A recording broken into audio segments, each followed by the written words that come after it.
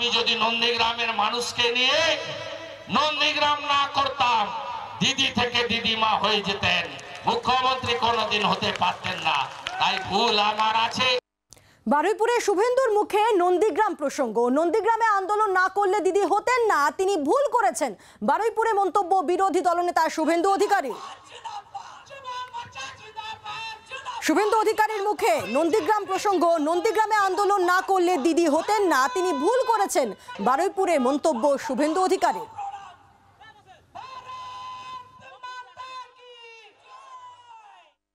আমি যদি নন্দীগ্রামের মানুষকে নিয়ে নন্দীগ্রাম না করতাম, দিদি থেকে দিদিমা হয়ে যেতেন, মুখ্যমন্ত্রী কোনোদিন হতে পারতেন না।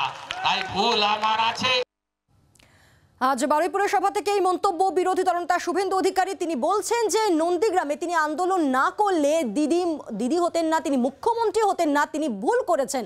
আজ এই বক্তব্য বিরোধী দলনেতা শুভেন্দু অধিকারীর বারুইপুরের সভা থেকে এই বক্তব্য তার। আর শুভেন্দু অধিকারীর বক্তব্যের পাল্টা তৃণমূল কংগ্রেসের মুখপাত্র কুণাল ঘোষের বক্তব্য কি শুনব। মমতা বন্দ্যোপাধ্যায়ের আন্দোলনের, সেটা সিঙ্গুর, নন্দীগ্রাম, 21শে জুলাই, সারা বাংলার যে আন্দোলন আছে তার এরকম অজস্র বাই প্রোডাক্ট আছে, তার মধ্যে শুভেন্দু একটা বাই প্রোডাক্ট। ফলে শুভেন্দু যদি নিজেকে ভেবে ফেলে যে ও তৃণমূলের ঊর্ধ্বে গিয়ে বা তৃণমূল মানে ওর জন্য তৃণমূল হয়েছে, তো হাস্যকর বিষয়। সিঙ্গুর, নন্দীগ্রাম, জমি আন্দোলন এগুলো পুরো দস্তুর মমতা বন্দ্যোপাধ্যায়ের নেতৃত্বে হয়েছে এবং আরও অনেকে সেখানে ছিলেন, সেখানে শুভেন্দু অধিকারী ছিলেন।